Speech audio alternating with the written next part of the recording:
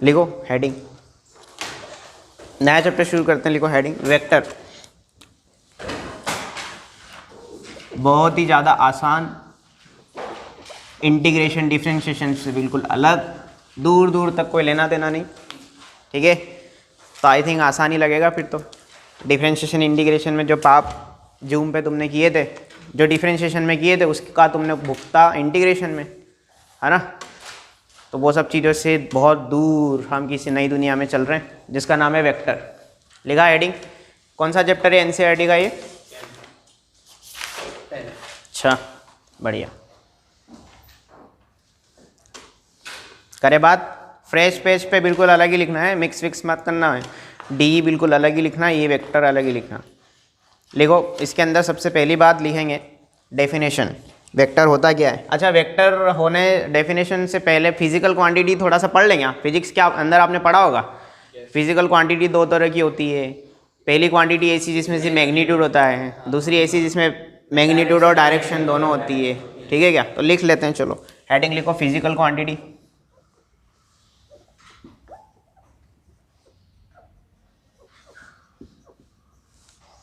दो तरह की होती है। पहली क्वांटिटी हो जाएगी स्केलर, या ऐसी क्वांटिटी जिसमें से मैग्नीट्यूड होगा, scalar quantity. And the second one is vector quantity. इतना फिजिक्स में तो तुमने थोड़ा बहुत पढ़ा हुआ ना वेक्टर। बेसिक तो पढ़ा ही है तुमने। Physical quantity, dot product, cross product, vector क्या होता है, टाइप्स ऑफ वेक्टर, है ना। अच्छा, स्केलर क्वांटिटी ऐसी क्वांटिटी जिसमें सिर्फ मैग्नीट्यूड हो। ठीक है, ओनली मैग्नीट्यूड। ये सारी डेफिनेशन लिखा दूं क्या? चलो लिखा देता हूँ, है ना। ये चार्ट बना लो, छोटा सा एक चार्ट बना के इसमें हेडिंग लिख लेना स्केलर क्वांटिटी।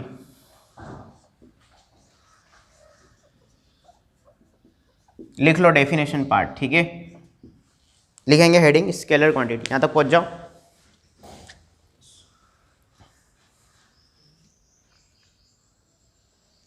पहुंच गए यहां तक? लिखो, those physical quantity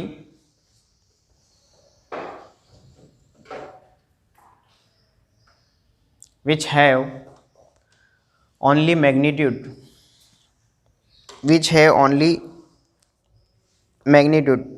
is called scalar quantity,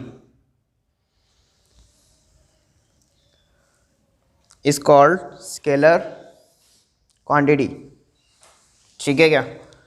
है ना। ऐसी क्वांटिटी जिसमें क्या होता है, सिर्फ ओनली मैग्नीट्यूड समझते हो आप? क्या? Any value. अच्छा, चलो, क्या मुझे एग्जांपल बता सकते हो?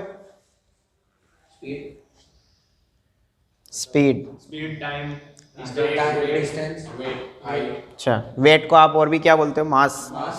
तो पहली तो हो जाएगी मास, फिर स्पीड, फिर टाइम भी स्केलर है क्या? अच्छा, एंगल इज ऑल्सो स्केलर।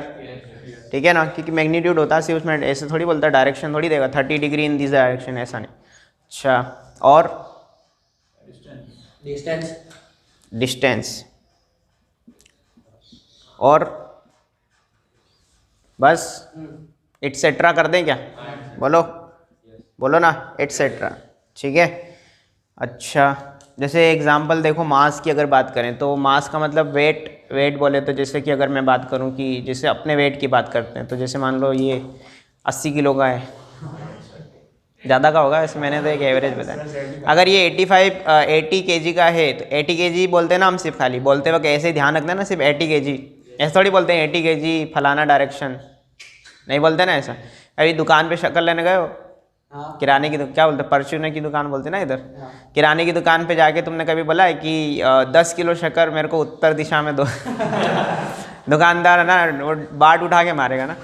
वो मतलब पुराने टाइम पे होता है ना, बाट से वो केजी के है ना, 1 किलो का, 200 ग्राम का, आधा किलो। सब्जी वाले के पास तो अभी भी मिलते हैं। उसके बाद इलेक्ट्रॉनिक कांटा नहीं होता ना, और कई तो क्या करते हैं, पत्थर ही ले आते हैं, और पत्थर को बोल देते हैं कि हाँ ये आधा किलो का ही है। हाँ, हम भी मान लेते हैं कि चलो ठीक है।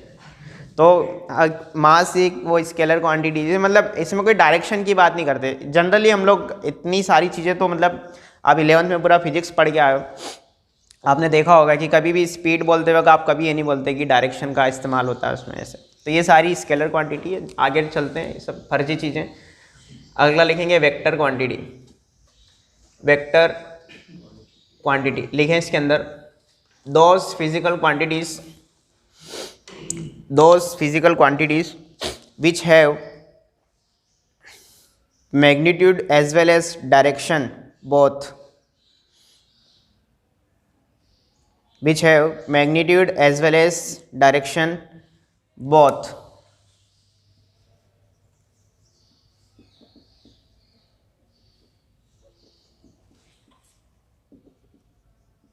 सही है क्या? Is known as vector quantity. Magnitude डी आता है ना इसमें, ओके सॉरी, ठीक, मैग्नीट्यूड प्लस डायरेक्शन। सही है क्या? अच्छा एग्जाम्पल बता दो इसके फटाफट। पहले तो वेलोसिटी से शुरू करें। वेलोसिटी फिजिक्स के अंदर पढ़ा हुआ है। वेलोसिटी की डेफिनेशन पता है क्या? The rate of change of displacement. The rate of change of displacement ds by dt। Rate of change तो पूरा तुमने पढ़ ही लिया मैथ के अंदर। तो वेलोसिटी हो गया, डिस्प्लेसमेंट हो गया,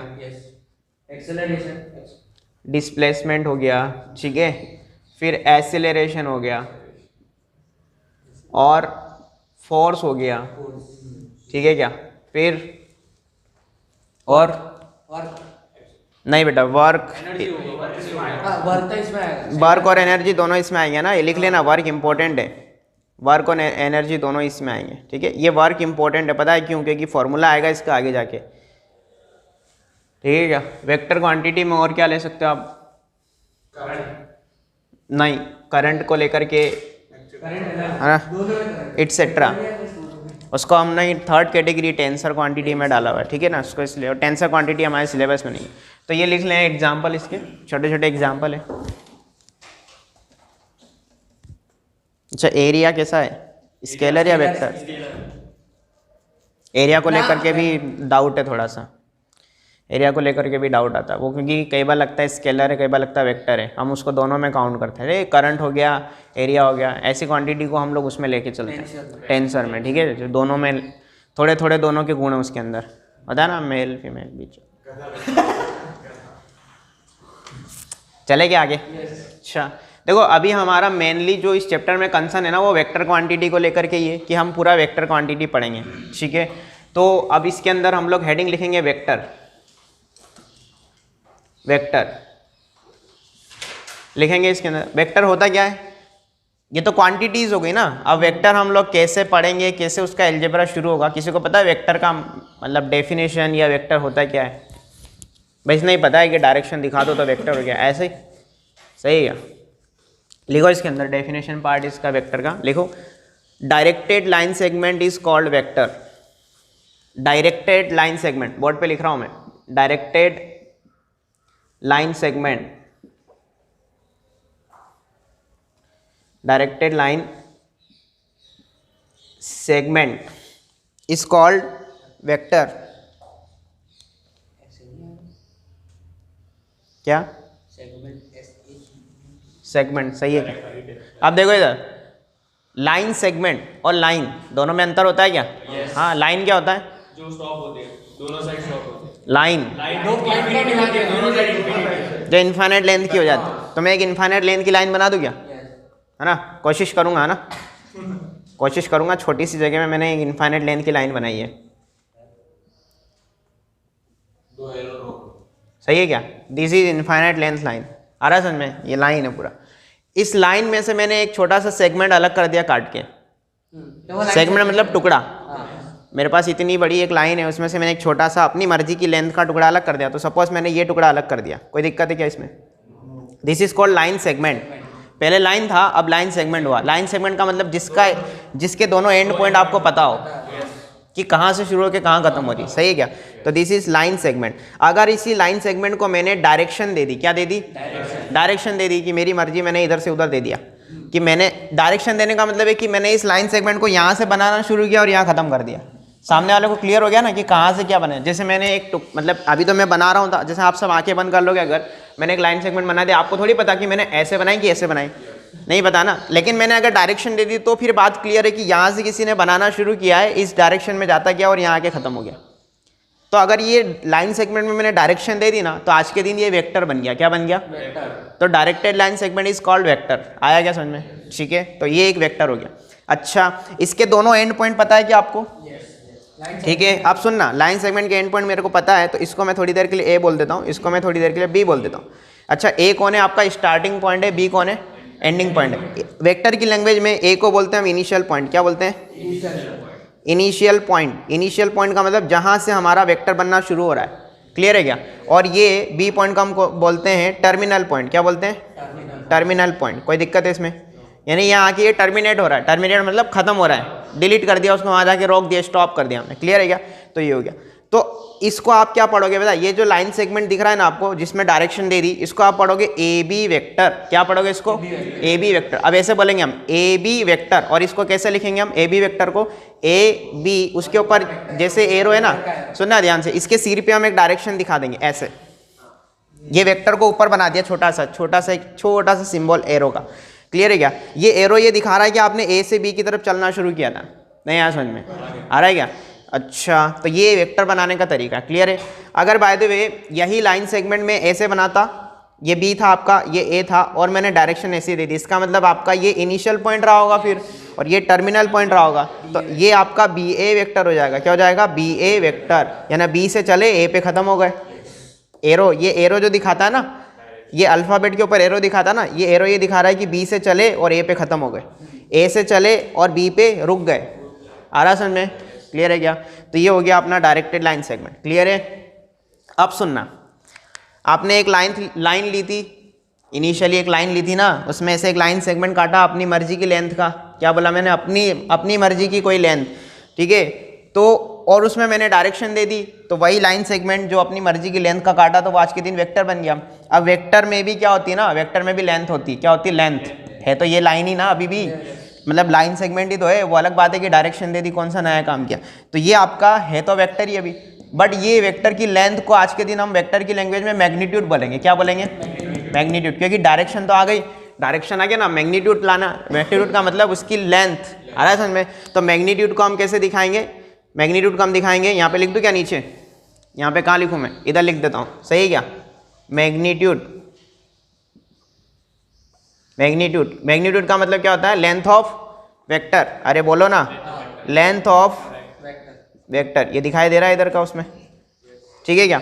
और मैग्नीट्यूड का हम मॉड से दिखाते हैं। किससे दिखाते हैं? अच्छा, इस वेक्टर का मैग्नीट्यूड अगर मेरे को लिखना है, तो इसका मैग्नीट्यूड क्या हो जाएगा? मॉड के अंदर ए बी वेक्टर। नहीं आया समझ में? मॉड के अंदर क्या कर दो? ए बी वेक्टर को डाल दो। आया क्या समझ में? ठीक है, ओके। तो ये सारी बातें, तो ये मैग्नीट्यूड तक की बातें कॉपी कर लो पहले। ये हटा देता हूँ, ये ऐसे समझाने के लिए। लिख लिया ना यहाँ तक? बोलो। अच्छा, अगर मैं आपसे पूछता हूँ कि ये एक वेक्टर बनाया मैंने, क्या बनाया है ना? अब देखो, ये डायरेक्शन आपकी बीच में भी लगा सकते हो, या एंडिंग पॉइंट पे भी लगा सकते हो। नहीं आया समझ में? जैसे यहाँ पे मैंने बीच में लगाई, अब मैंने एरो यहाँ लगा दिया, क्या फ़र्क पड़ता है? नहीं आया समझ में? बोलो ना, ये आपका वेक्टर है। ठीक है, अब मेरी बात ध्यान से सुनना, ये आपने एरो इधर बनाया, आपको ये बात पता है कि ये कौन है? इनिशियल पॉइंट है, और ये टर्मिनल पॉइंट है। ठीक है ना? इसको कुछ लोग इसको बोलते हैं टेल। क्या बोलते हैं? टेल। समझते हो? पूछ। ये पतंग उड़ाई होगी ना कल, तो तुमने उसमें पूछ बांध देते हो ना, ताकि वो लहराए नहीं जाए। पूछ की बांधते बैलेंस करने के लिए शायद। तो ये इसकी टेल हो गई, और ये कौन हो गया इसका? इसको बोलते हैं हेड। क्या बोलते हैं इसको? कुछ लोग हेड भी बोलते हैं, अलग अलग बुक में अलग अलग तरीके से बोलते हैं ना, नाम एक ही है। मतलब इनिशियल पॉइंट को टेल कहते हैं, उसको हेड कहते हैं, टर्मिनल पॉइंट को। आएगा समझ में? ठीक है, बढ़िया। तो इसके बाद अपना अगला जो टाइटल आएगा ना, यहाँ पे लिख लेना ऐसे, मतलब बना लो ये छोटा सा एक। ठीक है, अगला टाइटल लिखो टाइप्स ऑफ वेक्टर्स।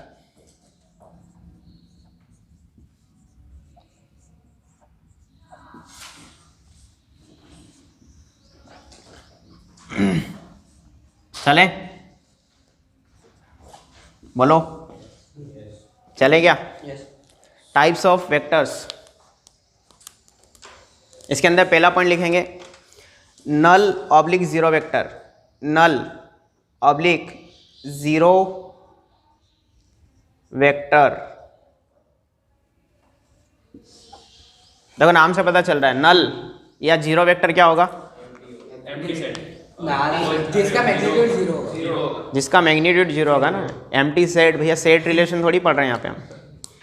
लिखो अ वेक्टर, लिखेंगे इसके अंदर डैश करके, a vector whose magnitude is 0, a vector whose magnitude is 0 and direction is not defined, and direction is not defined is called null oblique zero vector। सही है, ठीक है ना। पैराग्राफ चेंज करके लिखो इसी के अंदर, इन null vector, in null vector the initial point and terminal point, in null vector the initial point and terminal point are coincide, are coincides। ठीक है क्या, समझ गए होंगे क्या कहना चाह रहा है ये कहना चाह रहा है कि जैसे आपके पास ये वेक्टर है, ये आपका इनिशियल पॉइंट है, ये टर्मिनल पॉइंट है, अभी इसकी लेंथ आपको दिखाई दे रही है ना, विजिबल है ना लेंथ, आपको रियल लेंथ दिखाई दे रही है। जिस दिन आपका एंडिंग पॉइंट, बोले तो टर्मिनल पॉइंट और इनिशियल पॉइंट को उठा के आप इसको वहाँ से उठा के वापस यहीं रख दो, नहीं यहाँ समझ में, तो लेंथ खत्म हो गई, लेंथ खत्म हो गई मतलब जीरो वेक्टर बन गया फिर ये, या नल वेक्टर बन गया। अच्छा, तो अगर मैं आपको दिखा के बताऊं कि जीरो वेक्टर बनता कैसे, तो जीरो वेक्टर कैसे बनेगा पता है, ये इनिशियल पॉइंट और इसी के ऊपर टर्मिनल पॉइंट रख दिया मैंने, ये जीरो वेक्टर है। क्या इसकी डायरेक्शन डिफाइन कर पाओगे आप, जगह ही नहीं आपके पास दिखाने की, डायरेक्शन कहाँ दिखाओगे, थोड़ा बहुत इत्तू सा भी बन जाता तो डायरेक्शन दिखा देते भाई, इत्तू सा भी नहीं बन रहा ना ये तो इसकी डायरेक्शन कैसी है, नॉट डिफाइन है, डायरेक्शन इसकी डिफाइन ही नहीं है। पूछा जाता है ये एमसीक्यू कि in which of the following vector has no direction, 4 option में से आपको जो टाइप्स ऑफ वेक्टर में से एक नल वेक्टर टिक करना है आपको, क्लियर है क्या? अच्छा, एक और बात इसके अंदर मेरे को ये भी बतानी थी, क्या बतानी थी, डायरेक्शन इसकी डिफाइन नहीं है और ये इसकी फोटो हो जाएगी, क्लियर है क्या? बोलो ना, ठीक है चलो। और मैग्नीट्यूड दिख रहा है क्या इसका आपको? मैग्नीट्यूड कुछ है ही नहीं है, वेक्टर की लेंथ ही नहीं है तो मैग्नीट्यूड नहीं है, तो ये आप चाहो तो बना सकते हो, अदरवाइज जरूरत नहीं है, ठीक है। अच्छा, ये जीरो वेक्टर को हम डिनोट करते हैं किससे पता है, लिख लेना इसे, डिनोटेड बाय ये जीरो वेक्टर, ठीक है, डिनोटेड बाय ये ओ जैसा बना लो या जीरो जैसा बना लो, इसके ऊपर वेक्टर का साइन बना देना है, तो ये कैटेगरी ना वेक्टर की ना, तो इसको सिंबल तो दिखाएंगे ना हम लोग, है ना, वो अलग बात है कि इसका मैग्नीट्यूड और डायरेक्शन नहीं है, क्लियर है क्या? अच्छा चलें आगे, अगला पॉइंट लिखो, second unit vector, point number 2, types of vector में point number 2 unit vector, star लगा लेना, मोस्ट इंपॉर्टेंट टाइटल है unit vector.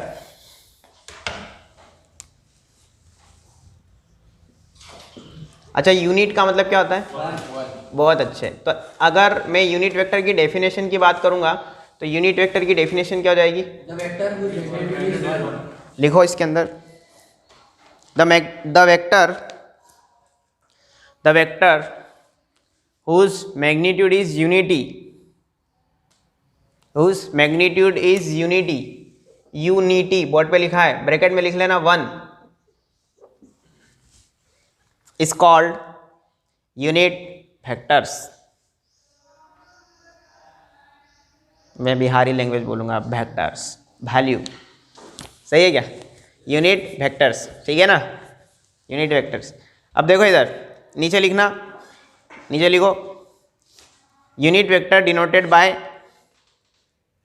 Unit vector denoted by cap, cap CAP और ब्रैकेट में उसका ये कैप बनाना आती है ना आपको, ऐसे दिखा देना इस तरीके से, कैप, व्हाटएवर, मैं कैप बोलता हूँ इसको, टोपी, ठीक है क्या, है ना, उल्टा वी शेप बना दो ना, उल्टा वी शेप, या ए बोल सकते हो उसको, ए, सही है। अब देखो ध्यान से सुनना, जैसे अगर मैं एक वेक्टर लेता हूँ, सपोज ये आपका कोई वेक्टर है, कोई दिक्कत इसमें है ना, बोलो, ये ए बी वेक्टर कोई एक वेक्टर है, ठीक है, इस ए बी वेक्टर को आप ऐसा भी लिख सकते हो, A B vector is equal to A vector, मान सकते हैं क्या? अपनी मर्जी मान लिया मैंने, नहीं आया समझ में, इस ए बी वेक्टर को मैंने यहाँ से ऐसे डायरेक्शन दिखा के ए वेक्टर बोल दिया, कोई दिक्कत है इसमें? अच्छा, वेक्टर को एक बात ये भी बता दूं मैं कि इन जनरल अब जैसे जैसे हम लोग आगे बढ़ते जाएंगे, जैसे वेक्टर मेरे को ए बी वेक्टर लिखना है तो अभी तक तो मैं ऐसा बाकायदा बिल्कुल एकदम एरो बना के दिखा रहा था। अब मैं थोड़ा जल्दी जल्दी में ए बी के ऊपर ऐसे डैश बना दूंगा तो समझ जाओगे ना, ये डैश ही बना के चलते हैं ना, सब बुक्स में मिलेगा प्रॉपर ऐसा एरो, बाकी अदरवाइज आप ऐसा चला सकते हो, कोई इशू नहीं है, कोई गलत नहीं है, ठीक है। अच्छा, दूसरी बात ये भी कि A B vector equal to A vector तो मैंने दे दिया है ना, चलो डायरेक्शन वहाँ पे दे ही दी बीच में तो मैंने यहाँ हटा दिया, सही है क्या? जो वेक्टर होता है ना एनसीईआरटी में मिलेगा आपको, जो वेक्टर होता है ना, जैसे कि यहाँ पे ए वेक्टर लिखा है मैंने, क्या लिखा है? ए वेक्टर, ठीक है क्या? एनसीईआरटी वाले ऐसा ना लिख के उसको ऐसा भी लिख सकते हैं, ऐसे ये ए लिखा और उसको डार्क कर दिया, बोल्ड कर दिया, समझते हो बोल्ड का मतलब? उसको बहुत गहरा कर दो, तो इसका मतलब भी ए वेक्टर लिखा हुआ है, कन्फ्यूज तो नहीं हो गया? इसका मतलब भी, अब तुम फिर डाउट लेके आ जाओगे सर इसके ऊपर तो एरो तो लगा हुआ ही नहीं है, वेक्टर ही नहीं है, तो सर गलत बात हो जाएगी फिर तो। ये डार्क का मतलब भी, बोल्ड का मतलब भी वेक्टर ही होता है, एनसीईआरटी की थ्योरी पढ़ोगे ना दिख जाएगा उसमें, क्लियर है क्या? ये छोटी छोटी बातें समझते चलना, अब इसकी कोई डेफिनेशन तो है नहीं, बस सिंबल है तो लिखने का। अच्छा, तो अगर मैं बात करूं कि मैंने एक वेक्टर बनाया, इसका ए क्या है? इनिशियल पॉइंट है, बी क्या है? टर्मिनल पॉइंट है, और अगर मेरे पास ये जो वेक्टर की लेंथ है हो गई, ये लेंथ अगर 1 हो गई, अगर लेंथ 1 हो गई तो ये क्या हो जाएगा? यूनिट वेक्टर हो जाएगा। अब यूनिट वेक्टर को हम दिखाते हैं, जैसे ये ए वेक्टर है मेरे पास, स्मॉल ए वेक्टर, इसका मेरे को यूनिट वेक्टर दिखाना है, तो ए वेक्टर को हम कैसे लिखते हैं? देखो, ए वेक्टर का यूनिट वेक्टर हम कैसे लिखते हैं? यूनिट वेक्टर इक्वल टू, या यूनिट वेक्टर को हम लिखेंगे ए के ऊपर टोपी, ए के ऊपर कैप, ए के ऊपर कैप, और इसका फॉर्मूला आता है ए वेक्टर अपॉन मॉड ए वेक्टर, ये इसका फॉर्मूला आता है, क्लियर है क्या? अगर किसी भी वेक्टर को उसके मैग्नीट्यूड से आप डिवाइड लगा देते हो तो वो क्या बन जाएगा? तो वो यूनिट वेक्टर बन जाएगा उसी की डायरेक्शन में। नहीं आया समझ में? क्लियर है क्या? अच्छा चलो, एक बात तो ये हो गई क्लियर कि ये यूनिट वेक्टर का फॉर्मूला बन गया हमारे पास। अच्छा, ध्यान से सुनना, ये कौन है? वेक्टर है, ठीक है, इसके अंदर मैग्नीट्यूड भी है, डायरेक्शन भी है। अच्छा, ये कौन है पता है? ये मैग्नीट्यूड है, तो इसके अंदर डायरेक्शन है क्या? नहीं है, नहीं है। अरे आप सोच रहे होंगे सर अंदर एरो लगा हुआ ना, नहीं, उसका आपने मैग्नीट्यूड ले लिया है ना, उसकी लेंथ निकाल डाली ना आपने पूरी, तो ये लेंथ कोई एक नंबर आएगा, 1 2 3 4 5 1.5 समथिंग कुछ, तो आपको पता है ये एक स्केलर नंबर हो गया, ये एक स्केलर है, तो मैग्नीट्यूड हमेशा एक स्केलर नंबर होता है या स्केलर क्वांटिटी होता है, सही है क्या? ये आप चाहो तो मैग्नीट्यूड की जो डेफिनेशन लिखी थी ना वहाँ पे ऐड कर सकते हो कि magnitude is a scalar quantity, और हमने वहाँ पे स्केलर क्वांटिटी में लिखा भी था ना मास इज, मास क्या है? एक लेंथ ही है देखा जाए तो, मतलब सॉरी वेट ही है, वहाँ पे हमने लेंथ वर्ड यूज नहीं किया था ना, नहीं कोई बात नहीं, और डेफिनेशन लिखा था बट एग्जाम्पल में लेंथ वर्ड नहीं लिखा था, चाहो तो वहाँ पे लेंथ वर्ड ऐड कर सकते हो, अदरवाइज मैग्नीट्यूड की डेफिनेशन में लिख लेना magnitude is a scalar quantity, clear है क्या? ठीक है, बढ़िया। तो ये यूनिट वेक्टर लिख दोगे किसी भी वेक्टर का, सही है क्या? अच्छा चलो, मेरे को एक बात बताओ, इधर देखो, अगर मेरे पास पी क्यू वेक्टर है, क्या है? पी क्यू वेक्टर, इसका मेरे को यूनिट वेक्टर लिखना है, तो बोलो क्या लिखूंगा? इस फॉर्मूले से इसको कंपेयर करवाओ, पी क्यू का cap equal to P Q vector upon mod of P Q vector. बहुत बढ़िया, आ रहा है क्या? फॉर्मूला लगाना आ रहा है? अच्छा, जैसे अगर मैं आपको बोलता हूँ कि मेरे पास एक आर एस वेक्टर है, इसका मेरे को यूनिट वेक्टर लिखना है, तो कैसे लिखेंगे? इसको सब्जेक्ट बनाएंगे, आर एस का केप लगा दो इक्वल टू आर एस का वेक्टर अपॉन उसी का मैग्नीट्यूड, समझ में आ रहा है क्या? तो ये कर लोगे आप, ठीक है। अभी मैग्नीट्यूड कैसे निकालते हैं वो आएगा धीरे धीरे ना, अभी वेक्टर बनाना हम सीख रहे हैं, अभी वेक्टर बनाना नहीं सीखा है मैंने, आपने हालांकि पढ़ रखा है आई कैप जे कैप के कैप की चीज़ें सब पढ़ रखी है ना आपने, वहाँ तक मैं पहुँचा नहीं हूँ, अभी धीरे धीरे चल रहा हूँ, ठीक है। तो ये समझ में आ गया यूनिट वेक्टर। अच्छा, तो ये लिख लो इसको, फॉर्मूला को इसको हटा देते हैं, इसके बाद पॉइंट नंबर 3 लिखेंगे। चलो देखो इधर देखो। अच्छा, मैं यूनिट वेक्टर वाले टाइटल में ही आपको बहुत आगे की चीज़ अभी पढ़ा रहा हूँ, एनसीईआरटी में बहुत आगे दे रखी है, बट अभी समझ लो क्योंकि अभी समझ में आ जाएगा आपको तुरंत। समझना पहले, लिखना नहीं है ना। यूनिट वेक्टर वाले टॉपिक में ही मैं यहाँ पे एक छोटी सी हेडिंग लिख रहा हूँ, इसकी सब हेडिंग लिख दूँ, है ना, 2.1 लिख दूँ क्या इसकी सब हेडिंग, समझ जाओगे? अच्छा, तो ये लिख रहा हूँ मैं यूनिट वेक्टर इन XY प्लेन, सही है क्या? हम लोग कार्टेशियन कोऑर्डिनेट जानते हैं ना, कार्टेशियन सिस्टम, एक्स एक्सिस और वाई एक्सिस, जानते हैं कि नहीं जानते? तो सपोज आपके पास ये वाई एक्सिस है और जस्ट सपोज ये एक्स एक्सिस है, कोई दिक्कत है इसमें? बोलो, this is X axis, this is Y axis, है ना, और ये कौन है? ओरिजिन है, ठीक है ना, दिस इज ओरिजिन। इतना भावनाओं में नहीं बना है कि 0,0, कोऑर्डिनेट नहीं पूछ रहा हूँ, सिर्फ पॉइंट पूछ रहा हूँ। तो यूनिट वेक्टर इन एक्स वाई प्लेन है ना, हम लोगों ने अज्यूम कर रखे हैं। क्या कर रखे हैं? अज्यूम कर रखे हैं। अज्यूम करने का मैं समझ रहा हूँ, मान रखे हमने। अरे जैसे कुछ होता है ना कि हमने ऐसा मान लिया, ऐसे मैथ में भी हमने मान लिया कि जो एक्स एक्सिस होती है ना, एक्स एक्सिस के अलोंग यूनिट वेक्टर हमने माना हुआ है आई कैप। क्या माना हुआ है? I cap. एक्स एक्सिस के अलोंग यूनिट वेक्टर हमने माना हुआ आई कैप, क्लियर है। और वाई एक्सिस के अलोंग मैंने जो यूनिट वेक्टर माना हुआ है वो क्या है? जे कैप। कोई दिक्कत है इसमें? ये मैंने माने हुए हैं, क्लियर है क्या? अच्छा, अगर बाय द वे मैं ओरिजिन से एक्स एक्सिस के अलोंग, सुनना ध्यान से, है ना, ये आई कैप क्या है? यूनिट वेक्टर है। ये एक वेक्टर है जिसका मैग्नीट्यूड कितना है? 1 है ना। इसकी डायरेक्शन भी तो होगी ना, वेक्टर है तो डायरेक्शन भी होगी। तो ये आई कैप सपोज ये डायरेक्शन में, और ये जे कैप जो है ये डायरेक्शन में। कोई दिक्कत है? नहीं। अगर बाय द वे मैं आपसे बोलता हूँ, क्या बोलता हूँ कि एक्स एक्सिस पर मैंने एक्स डिस्टेंस यहाँ से यहाँ तक कोई एक डिस्टेंस मान लूँ क्या? ये मेरी एक्स डिस्टेंस है। एक्स डिस्टेंस का एक मैंने छोटा सा सेगमेंट लिया। क्या लिया? सेगमेंट। और इस सेगमेंट को मेरे को डायरेक्शन देना है। क्या देना है? डायरेक्शन। क्यों? क्योंकि ये अभी सेगमेंट है, ये डायरेक्टेड सेगमेंट नहीं है। नहीं आ समझ में? एक्स एक्सिस क्या है? एक लाइन है इनफाइनाइट लेंथ की, उसमें से मैंने एक लाइन सेगमेंट काट दिया। इस लाइन सेगमेंट को मेरे को डायरेक्शन देना है, क्लियर है क्या? तो इसको डायरेक्शन कैसे देते हैं? इस एक्स को आई से मल्टीप्लाई कर देते। क्या कर देते? मल्टीप्लाई कर देते। तो आपको पता है एक्स एक्सिस के अलोंग एक कंपोनेंट बन जाएगा। क्या बन जाएगा? एक्स आई कैप, है ना, एक कंपोनेंट बन जाएगा जिसका नाम क्या होगा? X i cap. नहीं आया समझ में? आ रहा है क्या समझ? ठीक है। और सिमिलरली अगर मैं यहाँ पे एक y डिस्टेंस मान लेता हूँ, सपोज ये आपकी y डिस्टेंस है, ये डिस्टेंस का नाम क्या है? Small y। कोई दिक्कत है? तो इसके अलोंग कंपोनेंट क्या हो जाएगा? y जे कैप। आया समझ में? अच्छा, इतना समझ में आया? तो देखो ये आपका ओरिजिन 0,0 है। अगर मैं बात करूं कि मैं किसी पॉइंट P की मैं बात कर रहा हूं, किसकी बात कर रहा हूं? कोई एक्स वाई प्लेन में कोई P पॉइंट है जिसका नाम है x, y, जिसका नाम बोले तो उसके कोऑर्डिनेट x, y, यानी कि आप x डिस्टेंस जितना चले हो, y डिस्टेंस जितना चले हो। आ रहा है क्या समझ में? तो अगर मेरे को ये आपका O है ना, मेरे को अगर O से P को मिलाना पड़ा तो ये भी अपने आप में एक सेगमेंट बन गया। और इसको मेरे को अगर डायरेक्शन देना है और इसके मेरे को क्या लिखना है? इस वेक्टर को मेरे को लिखना है। क्या लिखना है? इस वेक्टर को लिखना है। तो ध्यान से सुनना, आपका ओपी वेक्टर क्या बन जाएगा पता है? आपका ओपी वेक्टर बन जाएगा एक्स आई के प्लस वाई जे के। बहुत आगे की बात है, हालांकि मैं अभी से बता रहा हूँ। क्लियर है क्या? ठीक है। ये हालांकि ट्रायंगुलर लॉ में आगे आएगा, बट मैं अभी से समझा रहा हूँ आपको। क्लियर है ना? कैसे ट्रायंगुलर लॉ कैसे काम करता है? मैंने यहाँ से एक परपेंडिकुलर ड्रॉ किया। मैंने क्या किया? ये डायरेक्शन में जो डिस्टेंस है मेरी, मतलब जो मेरा कंपोनेंट है एक्स आई कैप, उसको मैंने इस वाले कंपोनेंट से जोड़ दिया। तो ये डायरेक्शन प्लस ये वाली direction equal to resultant direction. Clear है क्या? ट्रायंगुलर लॉ में पढ़ते होंगे आप ऐसा, आगे मैं पढ़ाऊंगा, हालांकि ये बहुत आगे की चीज़ मैंने बता दी आपको। तो अगर आपको कोई भी वेक्टर लिखना है इन एक्स वाई प्लेन, तो उसको आप क्या लिखोगे? एक्स आई के प्लस वाई जे के। ये एक्स आई के में इधर लिख दूँ थोड़ा, कोई दिक्कत है? नहीं। अगर सिमिलरली ये तो आपका प्लेन में काम हुआ, अगर यही काम स्पेस में करना होता तो स्पेस समझते हो? पहले माइनस आएगा फिर प्लस फिर लास्ट में माइनस। नहीं, माइनस कहाँ से आ जाएगा भैया? माइनस तो आएगा ही नहीं। देखो इधर, अरे भैया देखो, ध्यान से सुनना, ध्यान से सुनना। अरे रुको रुको रुको रुको, 2.2 ले लूँ क्या? 2.2 है ना, बहुत आगे की चीज़ है, कोशिश करना समझने की। ठीक है। यूनिट वेक्टर, ठीक है, इन स्पेस। अब स्पेस का मतलब क्या होता है? आप लोग 3D में आ गए। कहाँ आ गए? 3D में आ गए। यानी आपके पास अब 3 एक्सिस होंगी। कितनी एक्सिस होंगी?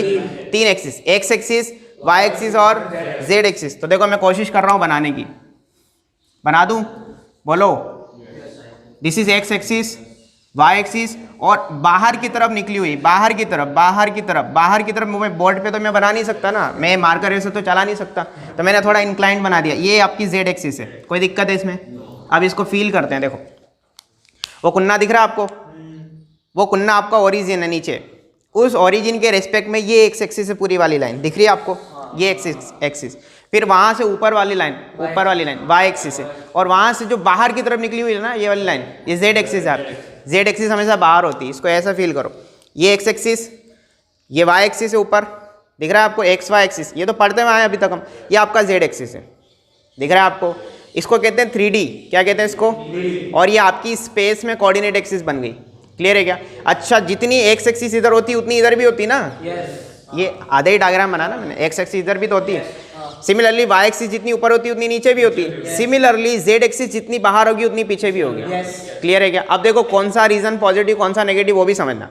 आप जानते हो ये ओरिजिन से एक्स एक्सिस इधर पॉजिटिव होती है और इधर नेगेटिव। क्लियर है क्या? वाई एक्सिस ऊपर नीचे सिमिलरली जेड एक्सिस बाहर की तरफ पॉजिटिव। क्या बोला मैंने? जेड एक्सिस बाहर की तरफ पॉजिटिव और पीछे की तरफ आ गया समझ में? ये 3D में फिर आएगा वापस, लेकिन वेक्टर में 3D इंक्लूडेड है तो थोड़ा समझते चलना। क्लियर है? तो ये मैंने बना दिया।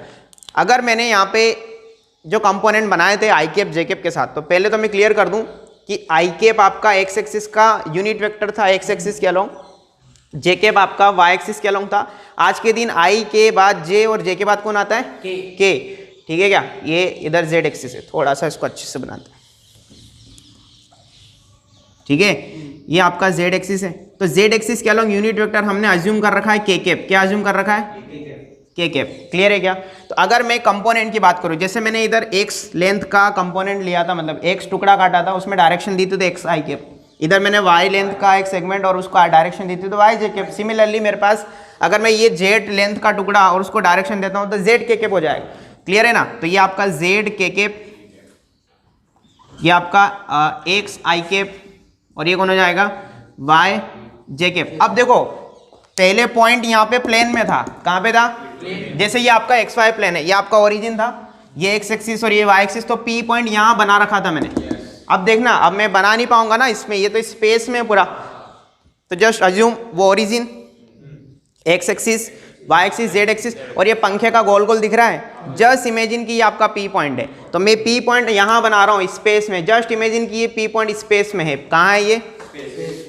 ठीक है, अब पी पॉइंट तक कैसे जाओगे आप पता है?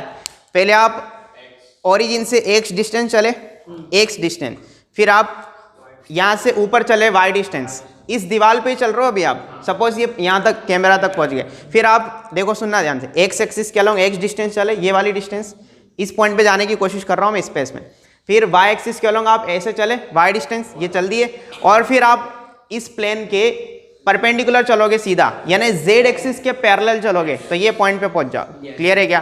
तो आज के दिन इस पॉइंट के कोऑर्डिनेट क्या हो जाएंगे? X comma Y comma Z. और अगर मैं इसको ओरिजिन से मिला देता हूं, अगर मैंने ओरिजिन से ये डायरेक्शन मिला दी, मतलब ये लाइन मिला दी और इसको डायरेक्शन दे दी, तो मेरा ओपी वेक्टर क्या बनेगा? X i cap plus Y j cap, x आई के प्लस वाई जे के प्लस जेड के।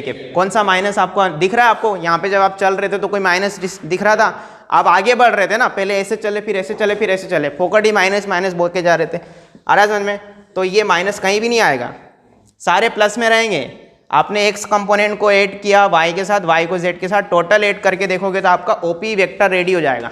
बहुत आगे की चीज़ है ये हालांकि, पर आप यहीं से समझ लो इनको। क्लियर है? अच्छा, तो ये वाली बातें लिखेंगे पहले, फिर लिखेंगे दो नोट लिखेंगे छोटे छोटे। लिखो,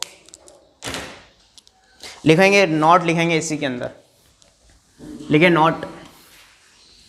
नोट नंबर 1 लिखेंगे, नोट नंबर 1 लिखेंगे i cap comma j cap comma k cap, i cap comma j cap comma k cap are unit vectors along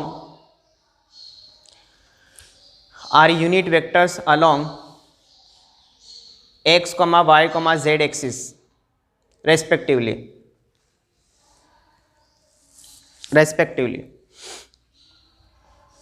ठीक है, बोलो सही है ना? पॉइंट नंबर 2 लिखेंगे इसके अंदर, i cap comma j cap comma k cap are also known as base vectors.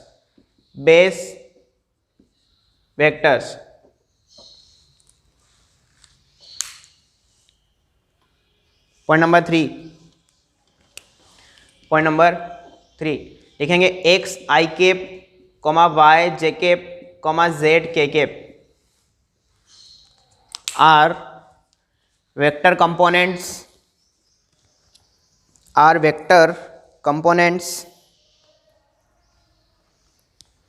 along x, y, z axis respectively। Along x comma Y comma z axis respectively. ये रेस्पेक्टिवली का मतलब क्या है कि ये पहला वाला एक्स एक्सिस के लिए लिखा है, दूसरा वाई के लिए, तीसरा जेड के लिए, ठीक है ना। इस ऑर्डर नहीं चेंज करना है बिल्कुल। क्लियर है क्या? पॉइंट नंबर 4 मोस्ट इंपॉर्टेंट है ना। ये पॉइंट नंबर 3 और 4 बहुत ज़्यादा इंपॉर्टेंट है, यहाँ से आपके एनसीईआरटी में क्वेश्चन भर भर के दिए है ना। देखो आपके पास एक वेक्टर बन गया था ओपी वेक्टर, अभी मैग्नीट्यूड की बात चल रही थी ना, मैंने बोला था सिखा दूंगा। तो मैग्नीट्यूड अगर किसी ने पूछ लिया कि इसकी मैग्नीट्यूड की वैल्यू बताओ, तो मैग्नीट्यूड कैसे निकालते हैं? रूट में क्या बोला मैंने, जैसे इसका मैग्नीट्यूड लगा दो उधर तो मोड लगा दो, रूट में आई का कोएफिशिएंट प्लस जे का कोएफिशिएंट प्लस के का कोएफिशिएंट। समझ में आया? यानी कि x square plus y square plus, अच्छा इसको आप वैसे भी फील कर सकते हो। कैसे? आपने डिस्टेंस फॉर्मूला पढ़ा हुआ है। ये ओपी वेक्टर कौन है पता है? ओरिजिन को पी से मिलाया। समझ में आ रहा है? अच्छा ओरिजिन 0,0,0 है आज के दिन, क्योंकि मैं 3D में बात कर रहा हूँ। 0 0 ना बोल के 0,0,0 और ये पॉइंट x, y, z था। तो अंडर रूट में x माइनस 0 का whole square plus y minus 0 का whole square plus z minus 0 का होल स्क्वायर। डिस्टेंस फॉर्मूला लगा दो ना, वही आपका डिस्टेंस ही क्या है, वही आपका मैग्नीट्यूड है। तो ये मैग्नीट्यूड निकाल लोगे किसी भी वेक्टर का, कुछ नहीं करना है। आई की कोएफिशिएंट का स्क्वायर प्लस जे के कोएफिशिएंट का स्क्वायर प्लस के कोएफिशिएंट का स्क्वायर। सही है, कॉपी कर लो इसको। इसके बाद अब चलेंगे पॉइंट नंबर 3 पर। अच्छा इसी में अगर मैं बात करूं, पॉइंट नंबर 5 लिखेंगे, नोट नंबर 5 लिख लो, 2 पॉइंट और लिख लो। पॉइंट नंबर 5 लिखेंगे यूनिट वेक्टर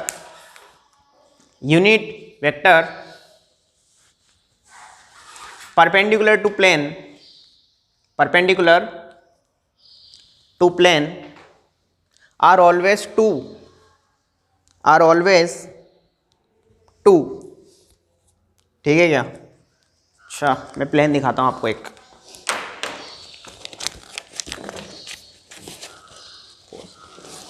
जैसे पॉइंट नंबर 5 को समझना, ये आपका प्लेन है। ये क्या है? प्लेन है। जैसे कि ये अपना जो 3D स्पेस होता है ना पूरा, जैसे तीनों कोऑर्डिनेट एक्सिस पे आप क्या क्या खड़ा कर सकते हो, ये पूरा ये कमरा दिख रहा है आपको पूरा, ये आप इसको क्यूब मान लो या क्यूबॉइड मान लो, व्हाटएवर, ठीक है ना। तो जैसे अगर मैं प्लेन की बात करूँ तो ये एक जो दीवार है ना पूरी, ये आपका एक प्लेन है, वो दीवार भी एक प्लेन है, ये भी छत भी एक प्लेन है, ये भी प्लेन, ये भी प्लेन, वो सामने वाली दीवार भी प्लेन। तो उसमें से मैंने एक कोई प्लेन ले लिया, इस पर आपके यूनिट वेक्टर जो होते हैं ना, पर ये क्या लिखा है? Unit vector perpendicular to any plane are always two. यानी इस पे 2 परपेंडिकुलर प्लेन होते हैं, मतलब 2 परपेंडिकुलर वेक्टर आप बना सकते हो। पहला तो ये जिसकी डायरेक्शन ऊपर है, और दूसरा ये जिसकी डायरेक्शन, अब एक बच्चा सोच रहा होगा सर ये इसके पैरेलल भी तो बना सकता हूँ ना मैं। एक ही बात है, डायरेक्शन सेम है ना, तो फिर बात एक ही है। तो आप इसके लिए फोटो बना सकते हो चाहो तो। पॉइंट नंबर 5 के लिए, पॉइंट नंबर 5 के लिए फोटो क्या बनेगी? ये प्लेन में है ना, बोर्ड पे हमेशा ऐसे बनाऊंगा, समझ जाओगे कि ये प्लेन है। दिख रहा है आपको? 3D में इमेजिन कर पाओगे। यहाँ से मैंने एक वेक्टर ऐसे बनाया जिसकी डायरेक्शन मैंने ऊपर दे दी, कोई दिक्कत है? और एक वेक्टर मैंने नीचे की तरफ बनाया जिसकी डायरेक्शन मैंने ऐसे दे दी, बोलो ना। तब प्लेन के परपेंडिकुलर हमेशा 2 ही वेक्टर होते हैं। सर सरफेस के पैरेलल 2 बन सकते हैं, सरफेस के पैरेलल एक लेयर पे, मतलब सरफेस पे ऐसे रखते तो हाँ, दूसरा के वो कोप्लेनर वेक्टर हो जाते हैं। बात यहाँ परपेंडिकुलर की चल रही है, ठीक है। पॉइंट नंबर 6, पॉइंट नंबर 6 में लिखेंगे unit vector perpendicular to straight line, unit vector perpendicular to straight line are infinites, are infinite. अगर स्ट्रेट लाइन के परपेंडिकुलर यूनिट वेक्टर की बात होगी तो इनफाइनाइट हो सकते हैं। जैसे कि डिपेंड करता है स्ट्रेट लाइन कैसी है। अगर स्ट्रेट लाइन ऐसी है तब तो फिर 2 ही बनेंगे, एक ऊपर एक नीचे, डायरेक्शन सेम है, बाकी पैरेलल हो सकता है ना वेक्टर। लेकिन अगर स्ट्रेट लाइन आड़ी टेढ़ी होगी तो फिर ऐसे ऐसे ऐसे ऐसे कैसे भी बन सकते हैं ना, फिर तो आ रहा है समझ में, तो इनफाइनाइट बनते हैं। तो ध्यान रखना किसी भी प्लेन के परपेंडिकुलर यूनिट वेक्टर कितने बन सकते हैं? 2, एक अपवर्ड डायरेक्शन और एक डाउनवर्ड डायरेक्शन, और स्ट्रेट लाइन के अलोंग इनफाइनाइट बन सकते हैं। क्लियर है क्या? बढ़िया। लिखेंगे पॉइंट नंबर कौन सा वेक्टर का टाइप में कौन सा पॉइंट चल रहा है अपना? 3rd चलेगा ना। पॉइंट नंबर 3rd लिखेंगे। पॉइंट नंबर 3rd को इनिशियल वेक्टर्स, को इनिशियल वेक्टर्स। अच्छा नाम से ही पता चल रहा है कि को इनिशियल वेक्टर मतलब क्या? को इनिशियल, एक सेकेंड, को इनिशियल वेक्टर्स क्या? हाँ बोलो, अब बोलो। हाँ लिखेंगे, इनका पॉइंट एक ही पॉइंट से दो वेक्टर लिखेंगे। Yes 2 vectors have same initial point, 2 और more भी हो सकते हैं, ठीक है ना। 2 और more vectors have same initial point are known as co-initial vector, are known as co-initial vectors।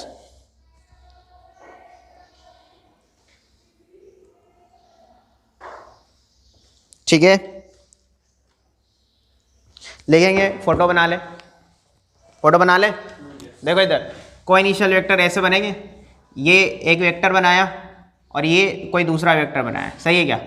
इसको मैं ए बी वेक्टर बोल रहा हूँ और ये आपका ए सी वेक्टर है, सही है क्या।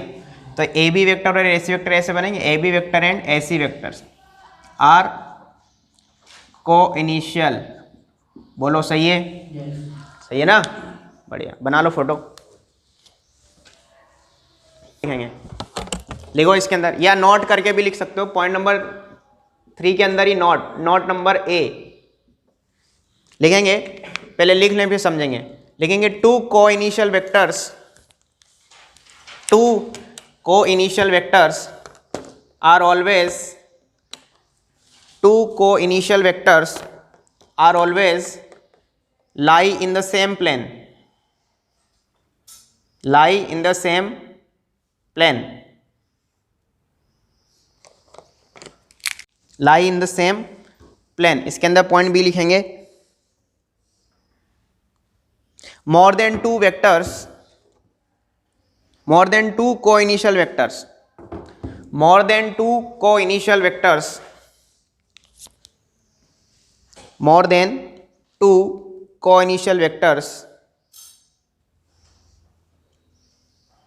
may lie or may not lie in the same plane।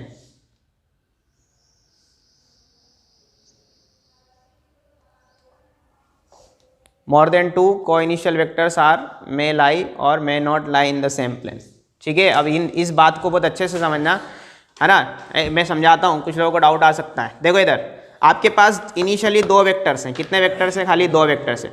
जब भी 2 को इनिशियल वेक्टर होंगे ना तो वो हमेशा एक प्लेन में होंगे, जैसे दिख रहा है आपको यहाँ पे, ये दिख रहा है। अब बच्चे के मन में डाउट कि सर ये एक वेक्टर ऐसा, एक वेक्टर में ऐसा भी तो बना सकता हूँ ना, ये भी तो को इनिशियल है। तो बेटा फिर आपका प्लेन ऐसे घूम जाएगा, फिर ऐसा हवा में नहीं रहेगा, क्योंकि प्लेन तो हर जगह स्पेस में नहीं आया समझ में। जैसे ये प्लेन है आपका, इनिशियली आपके को इनिशियल वेक्टर ऐसे हैं, जैसे आपने एक वेक्टर ऐसे सोचा तो प्लेन ऑटोमेटिक ऐसे इसके साथ चिपक जाएगा ना, चिपका हुआ रहेगा। क्लियर है। अब देखो 3 को इनिशियल वेक्टर्स की बात करते हैं, ये 2 तो है ही मेरे पास, दिख रहे 2 को इनिशियल वेक्टर्स। अब तीसरा जो वेक्टर है वो इसमें हो भी सकता है, इधर भी हो सकता है, कहीं भी हो सकता है।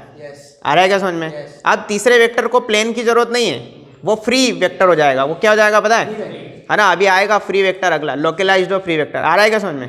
तो ये वाली बात समझ में आ रही, छोटे छोटे एमसीक्यू क्लियर होंगे इससे आपके। क्लियर है। और को इनिशियल वेक्टर दिख रहा है, ये एक ही स्टार्टिंग पॉइंट है तीनों का, दिख रहा है ना, बढ़िया। चलो लिखेंगे अगला पॉइंट, इसके अंदर ए और बी हो गया ना, लिखेंगे अगला पॉइंट, लोकलाइज्ड और फ्री वेक्टर्स। अरे पॉइंट नंबर 4 अगला टाइटल, इसके अंदर ए और बी तो हो गए ना, खत्म। पॉइंट नंबर 4 लिखेंगे लोकलाइज्ड और फ्री वेक्टर, लोकलाइज्ड और फ्री वेक्टर्स। ठीक है, इसके अंदर छोटी सी डेफिनेशन है वो लिखेंगे, लिखें if any vector can be shifted in space, if any vector can be shifted in space keeping its magnitude and direction same,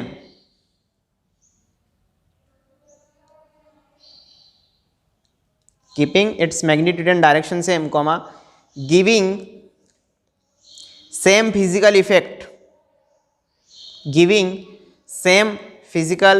effect, then it is a free vector, then it is a free vector, full stop, paragraph change। If physical effect becomes different, if physical effect becomes different, then it is localized vector, then it is localized vector. सही है क्या? ठीक है, अब देखो समझो इस चीज को, थ्योरी लिख ली पूरी, अच्छा पढ़ो, जहान तुम पढ़ो.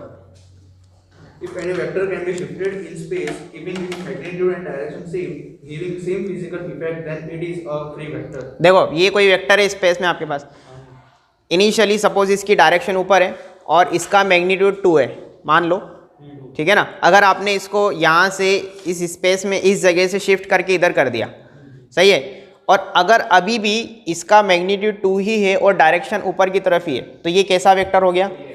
Free vector. आया समझ में? अब जैसे नीचे वाली लाइन पढ़ो.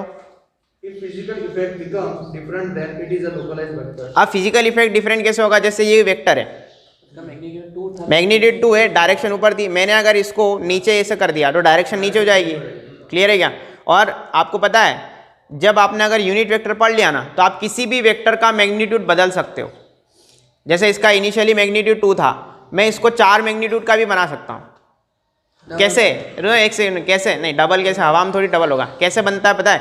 जैसे आप छोटी क्लास में पढ़ते हो ना कि जैसे आपके पास 10 पेन है, जैसे 10 पेन का कॉस्ट मान लो 8 रुपये है, तो वो कह रहा है कि 2 पेन का कॉस्ट बताओ. तो आप पहले क्या करते हो? पहले एक पेन का कॉस्ट निकालते हो 8/10 करके, और फिर जैसे एक पेन का निकल गया तो फिर आपसे अगर 2 पेन का पूछा तो दोनों साइड 2 का मल्टीप्लाई कर दो, 2 × 8/10. सिमिलरली वेक्टर में भी ऐसा ही होता है. जैसे आपका इनिशियली कोई वेक्टर है, कोई भी वेक्टर है, उसका मैग्नीट्यूड 2 है, तो आप पहले उसको ए कैप में बदल दोगे.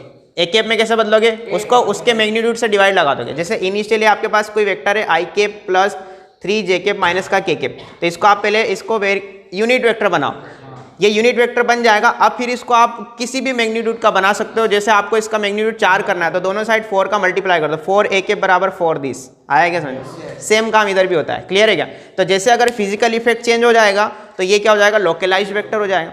और अगर फिजिकल इफेक्ट सेम है, फिजिकल इफेक्ट मतलब मैग्नीट्यूड और डायरेक्शन अगर वो सेम है तो ये फ्री वेक्टर है. आया समझ में? अगला पॉइंट लिखेंगे parallel vector. Point number 5, parallel vectors. Point number 5 में लिखेंगे पैरेलल वेक्टर.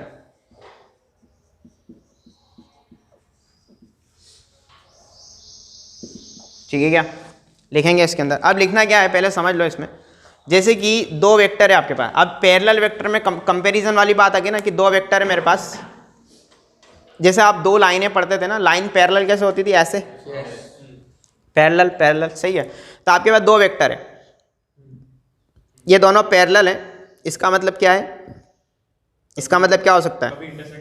नहीं वो तो है ही, डायरेक्शन दोनों का सेम. अच्छा अगर मैंने एक सेकंड, अगर एक की डायरेक्शन ऐसी है दूसरे की अभी ऐसी है तो पैरेलल है. हाँ ठीक है. क्या मैग्नीट्यूड सेम होना जरूरी है? नहीं, मैग्नीट्यूड तो कुछ भी हो सकता है ना, लेकिन दोनों एक दूसरे को कभी काटते वाटते ना हो. डायरेक्शन भी अलग हो सकती है क्या? हो सकती है. हाँ हो सकती है. आ रहा है क्या समझ? फर्क नहीं पड़ता. अभी भी ये दोनों कभी भी एक दूसरे को मिलेंगे नहीं, अभी भी ये पैरेलल है. ठीक है. तो अगर डायरेक्शन सेम होती है ना तो पैरेलल वेक्टर को लाइक वेक्टर्स भी कहते हैं. क्या कहते हैं? Like vector. और अगर डायरेक्शन बदल गई अनलाइक वेक्टर तो उसको अनलाइक वेक्टर्स कहते हैं. आ रहा है क्या समझ में? तो एक छोटी सी डेफिनेशन इसकी कभी होगी तो मैं देख के लिखा देता हूँ, कोई इश्यू नहीं है उसमें. लिखेंगे पैरेलल वेक्टर में, इसमें लिखेंगे 2 टाइप्स. डायरेक्ट लिख लो 2 टाइप्स, कोई डेफिनेशन नहीं है इसमें. समझ में तो आई गया तुम लोगों को? इसके अंदर लिख लो 2 टाइप्स. सही है क्या? अब जैसे अगर मैं बात करता हूँ पहले नंबर पे लाइक वेक्टर्स, लाइक वेक्टर्स, इसमें डैश करके लिख लेना डायरेक्शन सेम, डायरेक्शन सेम. ठीक है. और सेकंड लिखेंगे अनलाइक,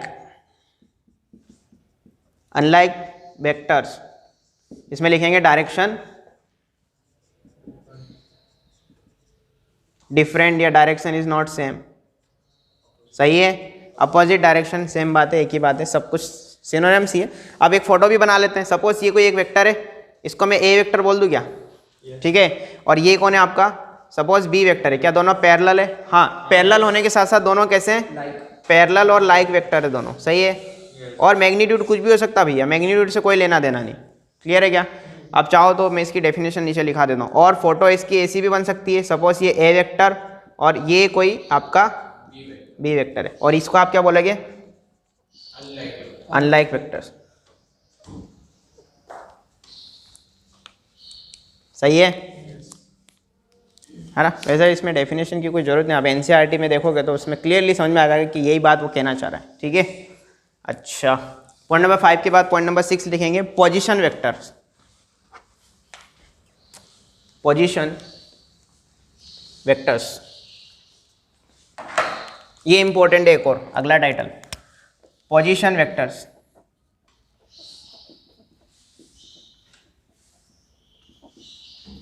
ये समझना आराम से थोड़ा सा, इसको शॉर्ट में पीवी बोलते हैं। क्या बोलते हैं? पीवी शॉर्ट में। ठीक है ना, ध्यान से सुनना। क्या आपको अभी भी वो आता है ट्रायंगुलर लॉ? थोड़ा बहुत फिजिक्स में पढ़ा होगा ना, तो मेरी हेल्प करोगे थोड़ी सी? ठीक है चलो देखो, सपोज यहाँ पे कोई कोऑर्डिनेट एक्सिस है, ठीक है ना, एक्स एक्सिस और वाई एक्सिस। ये कौन है? ओरिजिन। जेड एक्सिस भी मान सकते हैं, ये आपकी जेड एक्सिस है। हमें जेड में जाने की जरूरत नहीं है, मैं जेड में जाऊंगा ही नहीं, मैं ऐसे ही समझा दूंगा आपको। सपोज ओ के रेस्पेक्ट में ओ कौन है? आपका ओरिजिन है। इसको हम लोग अब वेक्टर में रेफरेंस पॉइंट भी कहते हैं। क्या कहते हैं? इसको आप रेफरेंस पॉइंट वहाँ भी बोल सकते हो 2D के अंदर, क्योंकि रेफरेंस पॉइंट का मतलब वो आपका स्टार्टिंग पॉइंट हो गया। उसके रेफरेंस में या उसके रेस्पेक्ट में आप सारे काम करते हो, चलना है, इधर चलना है, उधर चलना है, डायरेक्शन में चलना है, तो ये आपका स्टार्टिंग पॉइंट बोल सकते हो या रेफरेंस पॉइंट बोल सकते हो। ठीक है ना, यहाँ से मैंने क्या किया, कुछ डिस्टेंस पर एक P पॉइंट अज्यूम किया। क्या क्या? P point. इसको मैं x1, y1, z1 बोल रहा हूँ। कोई दिक्कत है? ये 3 कोऑर्डिनेट क्यों लिखे? क्योंकि एक्स वाई जेड एक्सिस की बात हो रही है। ठीक है ना, ऐसा समझो ये ओरिजिन है। यहाँ से मैंने आज के दिन ये यहाँ पे इधर कहीं पे या उधर बोल लो, वो वाला पॉइंट आपका P है वो वाला, और ये पॉइंट Q ले रहा हूँ, ले लूँ। यहाँ से मैंने एक पॉइंट Q ले लिया, ये वाला पॉइंट मेरा कौन है? Q पॉइंट है। x2, y2, z2, इनको मैं डायरेक्शन भी दे दूँ, ये आपका OP वेक्टर बन जाएगा अब। और ये क्या बन जाएगा? OQ vector. ठीक है क्या? अच्छा थोड़ा सा मैं Q पॉइंट को ऊपर ले लेता हूँ, ले लूँ? कोई दर्द तो नहीं किसी को? ऊपर क्यों ले लिया सर? ऐसा कुछ नहीं है ना? अच्छा तो ये मैंने थोड़ा सा ऊपर ले लिया, सही है क्या? ये आपका Q पॉइंट है, x2, y2, z2, क्योंकि मैं लेंथ की तो बात ही नहीं कर रहा हूँ ना, लेंथ तो कुछ भी हो सकती है। अच्छा ये आपका डायरेक्शन भी दे दिया मैंने यहाँ पे। अब मैं क्या कर रहा हूँ? P को Q से ज्वाइन कर रहा हूँ। क्या कर रहा हूँ? P को Q से। अब जैसे ही ज्वाइन करूँगा ना, आपको दिख रहा होगा एक ट्राइंगल बन गया, बन रहा है क्या? इसकी डायरेक्शन मैंने P से Q की तरफ दे दी। अब ध्यान से सुनना, आपको एक ट्राइंगल अगर दिख रहा है तो क्या ट्राइंगल लॉ आपको आता है? ट्राइंगल लॉ ऑफ एडिशन, है ना? देखो अगर नहीं भी आता तो ऐसे समझ लो फिलहाल, वो आएगा बाद में टॉपिक आगे। ये डायरेक्शन प्लस ये डायरेक्शन बराबर ये वाली डायरेक्शन, ठीक है? तीनों डायरेक्शन एक पॉइंट पे मिलती है तो ट्राइंगल लॉ फॉलो हो जाता है। ठीक है, तो मैं इसमें OP vector plus PQ vector equal to OQ vector लिख दूं क्या? सोचो, OP plus PQ equal to ये वाली डायरेक्शन। कोई दिक्कत है इसमें? नहीं। तो क्या यहाँ से मैं PQ vector is equal to OQ vector minus OP vector भी बोल सकता हूँ? ये वाले वेक्टर को मैं उधर ले गया, घट गया ये उसमें से, सही है क्या? अच्छा तो आपको पता है ये जो PQ vector equal to OQ minus OP लिखा है ना, ये OQ माइनस OP ही PQ का पोजीशन वेक्टर है। क्या है ये? PQ का पोजीशन वेक्टर है। क्या है ये? PQ का। नहीं आया समझ में? क्या नहीं आया? अरे भाई ट्राइंगल ला लगा के उधर घटा दिया और क्या, खत्म हो गया बात, है ना? और इसको मैंने बॉक्स पैक कर दिया। क्या कर दिया? इसको मैंने बॉक्स में डाल दिया।